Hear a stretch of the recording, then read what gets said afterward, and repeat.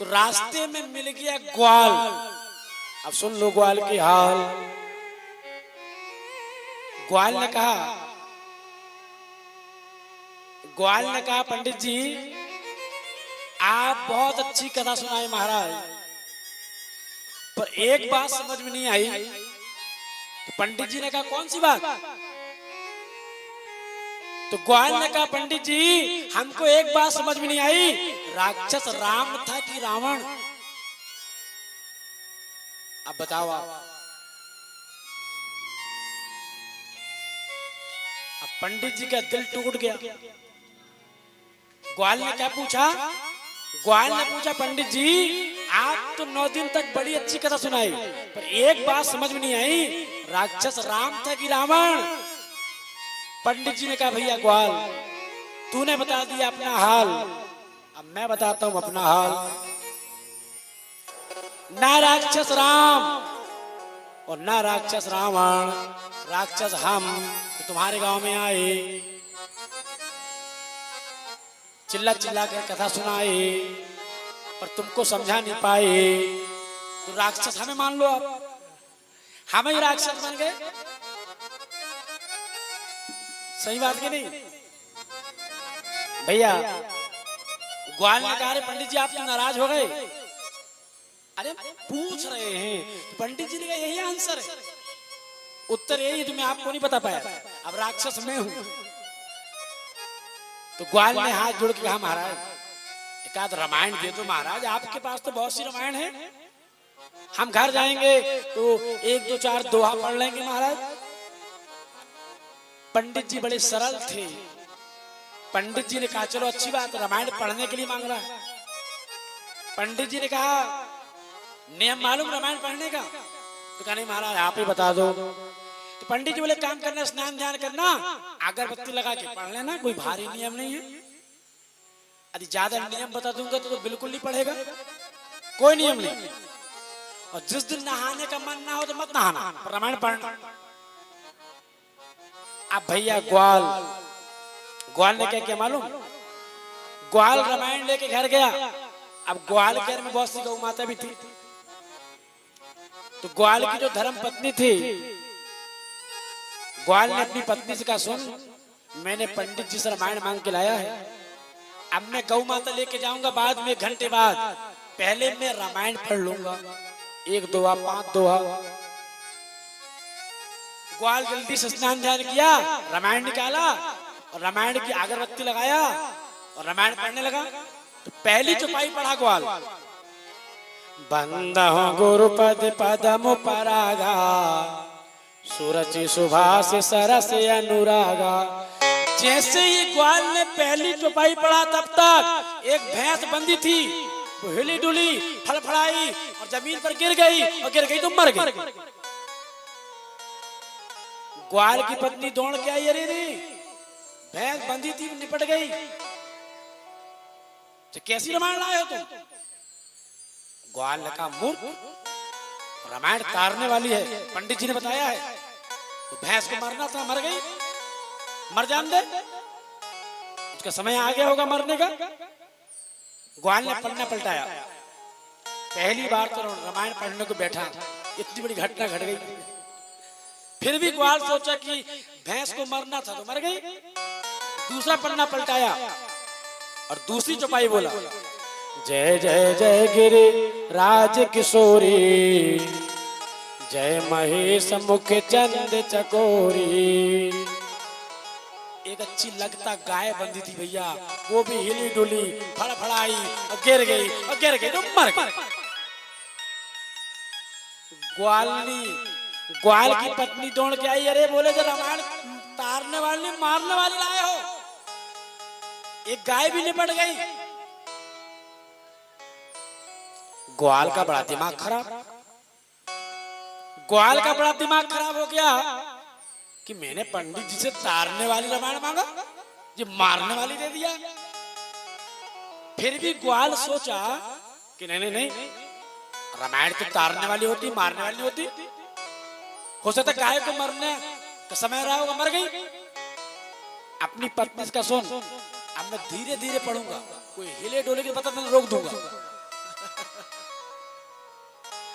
मैं धीरे धीरे रामायण पढ़ूंगा। यदि कोई गौ माता हिले डुलेगी तो बता देना।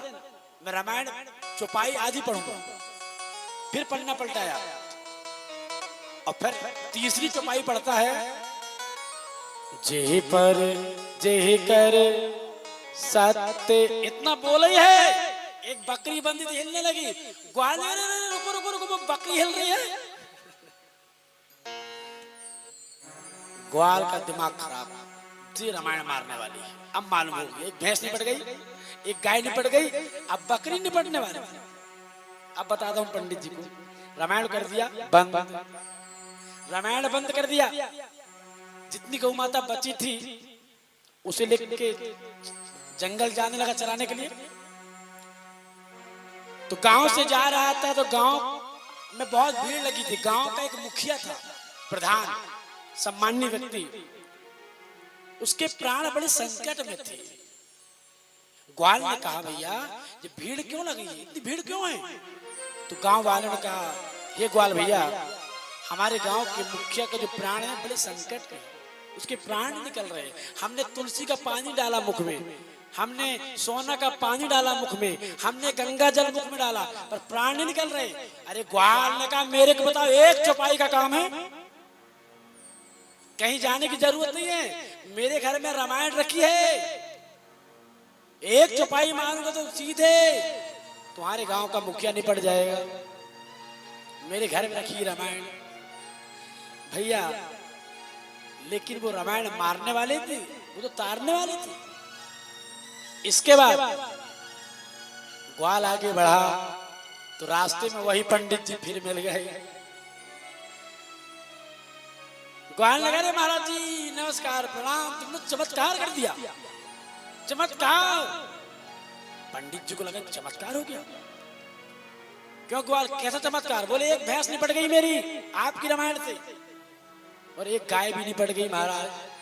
वो तो बकरी निपटने वाली थी, बच गई, और एक मुखिया को निपटा दिया। अच्छी रामायण गए हो आप, मारने वाले रामायण दिए हो। पंडित जी ने कहा, मूर्ख, रामायण कभी किसी को मारती नहीं है, रामायण तो तारने वाली है। कहा, महाराज कोई बात नहीं, अब तो रामायण रख दिया हूं, किसी को निपटाने का नंबर आएगा तो मैं रामायण खोल लूंगा। एक आध मंत्र बता दो महाराज, मंत्र। अब मंत्र पढ़ूंगा, जब करूंगा, एक आध तुलसी की माला दे दो। तो पंडित जी तुलसी की माला तो दे दिए, और सोचे थे गवार है, पढ़ा लिखा अनपढ़ है, इसे क्या मंत्र बताऊं। तो पंडित जी ने मजाकिया स्वभाव के थे, तो पंडित जी ने कह दिया, टीपुक चंद, टीपुक चंद का जाप करो। कोई मंत्र नहीं बताए। अब ग्वाल समझा टीपुक चंद कोई भगवान होगा। ग्वाल जंगल गया, आसन लगाया और गौ माता को चरा रहा था। अब ग्वाल जप करने लगा, टीपुक चंद, टीपुक चंद, टीपुक चंद, टीपुक चंद, टीपुक चंद, टीपुक चंद। और जब जप प्रारंभ हुआ, आवाज ऊपर तक पहुंची। लक्ष्मी ने भगवान विष्णु से कहा, महाराज आपको मैंने नौ नाम सुना है आज। तो भगवान विष्णु ने कहा, देवी कहाँ पे? तो लक्ष्मी ने कहा, वो देखो वो ग्वाल नाम ले रहा है। तो भगवान ने कहा, हाँ वो मेरे नाम है, एक पंडित जी ने बताया है। तो लक्ष्मी ने कहा, नहीं महाराज जी आपका नाम नहीं हो सकता। भगवान ने कहा, देवी मेरे नाम है। लक्ष्मी ने कहा, नहीं महाराज, लक्ष्मी पूरे पुराण पलटा दी, वेद शास्त्र को पलटा दी, पर किसी पुराण में भगवान का नाम टीपुक चंद नहीं मिला। और सुन लो, पत्नी को यदि किसी पत्नी के पति के एंड में नाम हो तो वो पत्नी को अच्छा नहीं लगता। नाम भी अच्छा हो, कहीं जाए तो एक मैचिंग के कपड़ा हो। अब पति की बड़ी मरना बेचारी। लक्ष्मी कह रही है, महाराज जी आपका नाम नहीं है। भगवान ने कहा, देवी मेरे ही नाम है। अब विश्वास नहीं है तो जो तुम मेरे मन अति संदेह हो, जो तुम मेरे मन अति संदेह हो, जो तुम मेरे मन अति संदेह हो, जो तुम मेरे मन अति संदेह हो, तो किन जाए पर के छाले हो, तो किन जाए पर के छाले मेरा ही नाम है, विश्वास ना हो जाकर पूछ लो। तो लक्ष्मी ने कहा बिल्कुल जाऊंगी, पूछूंगी। जी आपका नाम नहीं है? तो लक्ष्मी गई, ध्यान सुनना, लक्ष्मी गई तो उस समय ग्वाल आंख बंद करके जप कर रहा था, टिपुक चन टिपुक चन टिपुक चन टिपुक चन। लक्ष्मी गई और लक्ष्मी बोली, अरे ग्वाल भैया किसका नाम ले रहे हो? तो ग्वाल इशारा कर रहा है। अब ग्वाल ये नहीं समझ रहा कि लक्ष्मी आई। ग्वाल सोचा कि गांव की कोई महिला होगी, तो ग्वाल सोचा जब तो कर लूं कम से कम, तब बताऊंगा किसका नाम है। अब ग्वाल को नहीं मालूम कि लक्ष्मी आई है, तो ग्वाल हाथ मार रहा है, टिपुक चन टिपुक चन टिपुक चन। तो लक्ष्मी कह रही ग्वाल भैया किसका नाम है? तो ग्वाल फिर हाथ मारा, टिपुक चन टिपुक चन टिपुक चन। ग्वाल को गुस्सा भी आ रहा है कि मेरे को जब कर नहीं दे रही है। तीसरे बार लक्ष्मी फिर पूछी किसका नाम है, तो ग्वाल को बड़ी गुस्सा आई। ग्वाल ने गुस्से में कहा किसी का नाम नहीं, तेरे खसम का नाम है। अब भैया गुस्सा में बोला, बड़ा क्रोध में बोला, बार बार परेशान कर रही है मेरे को। हाँ, हमारे बीच में ब्राह्मण देवता आगम